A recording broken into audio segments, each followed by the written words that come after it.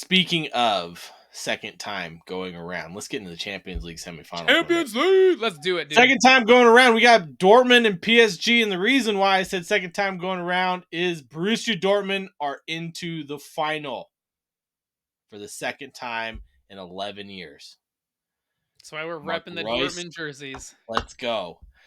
So let's break it down. Let's start with the first leg, because I know we didn't cover the first leg. We'll just cover it all, man. We'll just do it all. Rematch of the group stage. Holy crap, did both teams miss a shit ton of chances in this one. So yes, you and I both watched the first leg at No Lie Brewery. Shout out. Love their pistachio beer. Shout out. Yeah, good job. So it was a interesting first leg.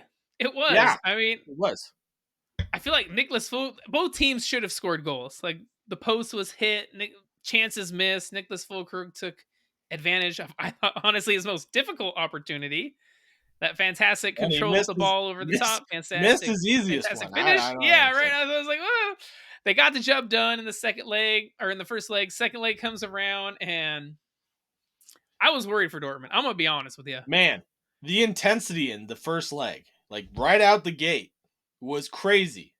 Jadon Sancho was amazing. Karim Adeyemi fucking hustling his ass off, playing defense, trying to get forward. I'll go to the other side. Vitinha, how good was he? Both matches. Vitinha, for me, for PSG, is the player of this round. Like, I know Kylian Mbappe was on the pitch, but he was not the best player over the this leg. But it was Vitinha. Where was he? I don't fucking know. He was off sipping martinis and somewhere. He's like, hey guys, my brain's already in Madrid. He's looking forward to some margaritas in Spain. I don't know, man. I'll meet you guys at Wembley. I won't be wearing a PSG kit. I'll be wearing a Madrid kit. That's pretty much what he's saying.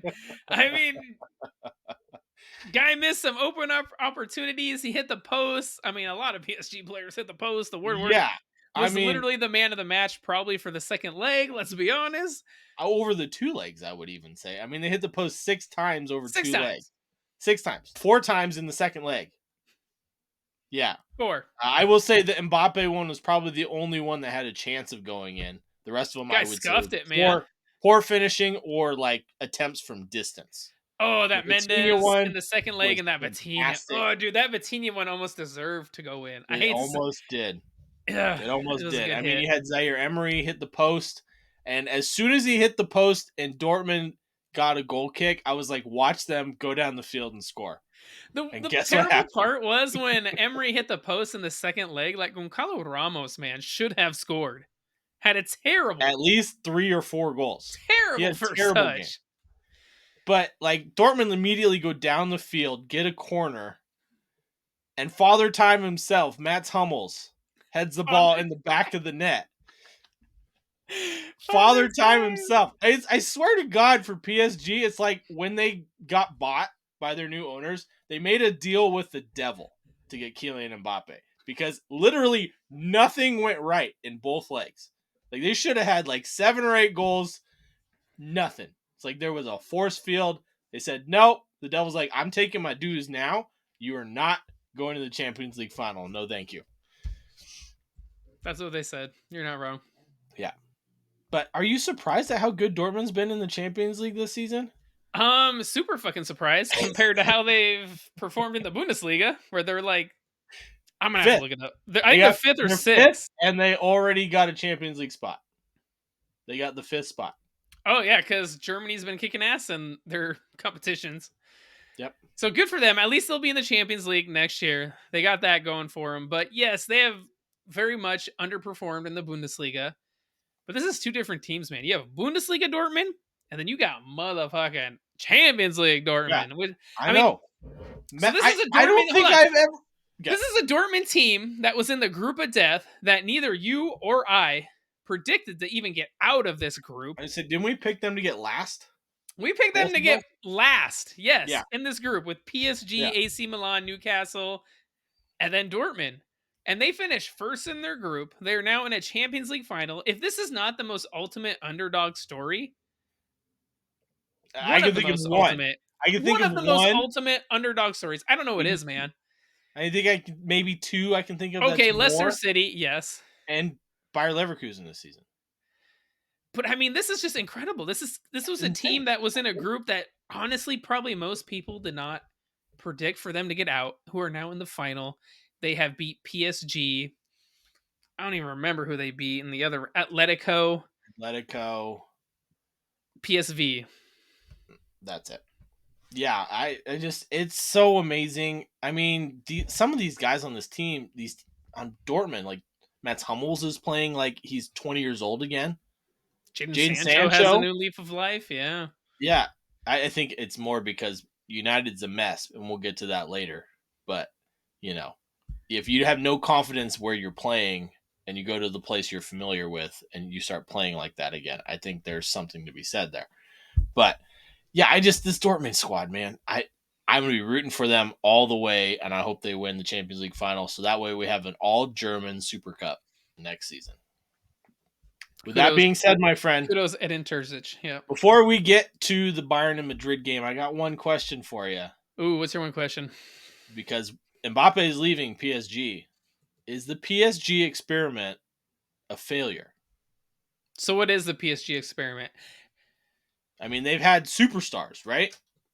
They have, Cavani, yeah. Ibrahimovic, Ronaldinho, Messi, Neymar, Mbappe. They've spent billions of euros, billions of pounds, whatever you want to call it. They've kind of changed their tune in recent seasons as far as spending so much money. Now that Mbappe is leaving, we have a period of time that PSG has dedicated to spending the most money in all of Europe on players. Now that one last player is leaving, is that experiment a failure? I don't know if I'd call Building it a it. failure because it's got them global recognition with some of the players they've got. Obviously, when you have a Kylian Mbappe, a Lionel Messi, it gets exposure to other countries. You know, especially people who have followed those players. You know, they look at the big names, the best players in the world. They want their jerseys. They follow that team. That's kind of the reason why Saudi Arabia has had quite the bit of growth Yeah. because they've Yeah. been getting the big players. Having said that, obviously they wanted a Champions League, PSG. I do think they've changed their tune. Mm-hmm. I don't think they're buying quite those older, more well recognized players. Yeah, they're They're developing a starting lot of players. they're Yeah. starting to develop younger or get French players, which I think is the right track for them. I really do. Having said that, I do think Kylian Mbappe, as of right now, I mean, I'll say it, he is the best PSG player that they've ever Of, had of all time, yeah. of all time for PSG. Yes, Yeah. and I think he should leave. I really do. But again, he came from Monaco, went to PSG, became their best all-time player, and so I don't know if I'd call it a failure, but I would say they're starting. They've learned. I would say PSG has learned from what they used to do in the past, buying the big name superstars to really developing a team that can challenge and potentially win a Champions League. Okay. One more question before I give you my answer. Are they better off without Mbappe? I think they will be in the long run. No. I agree. That's too much money, too many wages, too much power for one player. And I think that the PSG experiment with all these stars, building around stars and signing big name players, is a complete failure. Complete failure. You spend all of this money on players to bring you a Champions League, but teams aren't built around one person. This isn't the NBA where you're playing with 5 players on a team. This is 11 players. You can't just win a title. Well, besides the French Ligue 1, you can't win a Champions League with one player.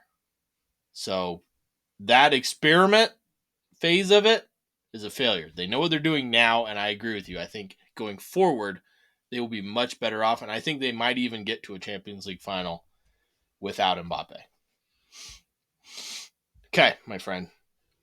To Mbappe's future destination, Bayern Munich and Real Madrid. And before we even get into this, I just want to thank Real Madrid for 4 of the best legs of football I've ever seen. Amazing. Gets Man So, City. 2 against Man City, 2 against Bayern. So first leg ends in a draw 2-2. We got Vinny Jr. bookending goals from Leroy Sané and a Harry Kane penalty kick. First leg, was it a fair result being 2-2? Honestly, yeah, I thought Bayern Munich actually played really well. I did too. And then, ultimately the penalty kick for that Vinny Jr. scored. Kim and Jay.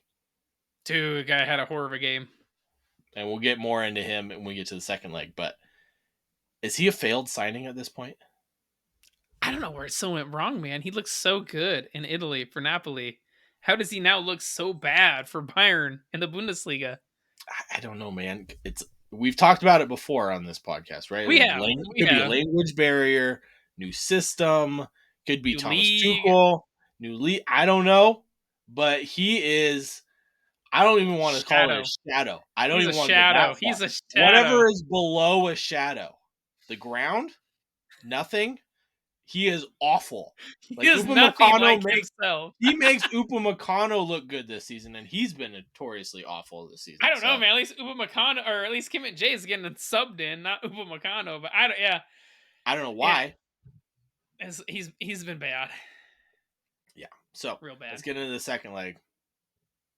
Madrid win 2-1, not without controversy, but let's go into first the goalkeeping in this match. Until the 75th minute, when Alphonso Davies scores. Alphonso Davies scores. It was impeccable. Like the amount of saves between Ligne and Neuer was amazing. You can't blame Ligne though for that Alphonso Davies goal. I'm not. I'm just saying up until that point, I would go probably you're right. Probably the 87th minute when Madrid finally score. I think the goalkeeping was like some of the best I've ever seen. Not bad. It was not bad. I mean, Neuer made saves, Ligne made saves, but that Alphonso Davies goal, I mean, Rudiger showed him inside on his weaker foot. It was like, good luck, man. Have a hit. Yeah. Alphonso Davies was like, bam, here's a belter. You'll find it hard to find a sweeter strike than that. His first goal in the Champions League, and how many years they said? I mean, not only odds that, of it are low, but goddamn, he did. But not only that, but he's been injured or out of form all season. All season. So credit to Rudiger. I would have done the same thing. But then Joselu, man. Joselu. We get to Joselu, Madrid scoring 2 late goals. Fucking Don Carlo was like, you know what? It's like the 75th, 80th minute. Don Carlo goes. He brings out the eyebrow. He's been watching The Rock on some WWE. He literally stands there like this and brings out the eyebrow. And then all of a sudden, Real Madrid are like. And then he knows. He's like, I've been in this situation. I have how many Champions Leagues? More than anyone else. Let me just put Joselu on, Brahim Diaz. Let's put this game on. Luka Modric. And then brings on Luka Modric. And then Bayern puts on Kim and Jay. Takes off Harry Kane. Takes off Jamal Musiala. Takes off fucking Leroy Sané. They showed all their cards. They said, we're playing defense. Score on us. And Manuel Neuer goes. Score 2. Manuel Neuer goes. Here's one. Sure, have one. Literally, first off, his throw out. Oh, the throw out. The wing was awful. Which allowed Real Madrid to win the ball back. Vinny Jr. Bro, just boot that. Why does he just boot that? Kill some time. Pull like any goalkeeper on normally. That side of the field, damn it. Fall on the ball. Just fall on it. Waste time. I know you know the dark arts. And then, boot it as far as you can. And you don't have to worry about this. But no, he decides to throw it out. Real Madrid win the ball back. And Vinny Jr. hits a shot. Hits him in the chest and then the hands and rolls right to Joselu. Spills it. Puts it right. To make things worse, he puts it right between his legs, man. Right between his legs. Credit to Joselu, though, for following up. And we'll get more into him for the second one. Because also, bringing back the classic number 9 with Joselu. Rudiger with the assist, man. Rudiger with the assist. And he celebrated like he scored it. Fucking Rudy. But Rudy. Real Madrid, I mean, they kept playing. They thought they scored via, like the ref called offsides, because I'm going to tell a story because it's going to get into Tell your story, man, because it's going to come back. It's going to come back. And, the linesman kept his flag down. They scored. He puts his flag up. Ref blows whistle for offsides. VR looks at it. He's not offsides. It's a goal. 2-1 in extra time. And we have, 9 minutes? And it ended up being like 15, but whatever. Yes. And then Bayern go down the field.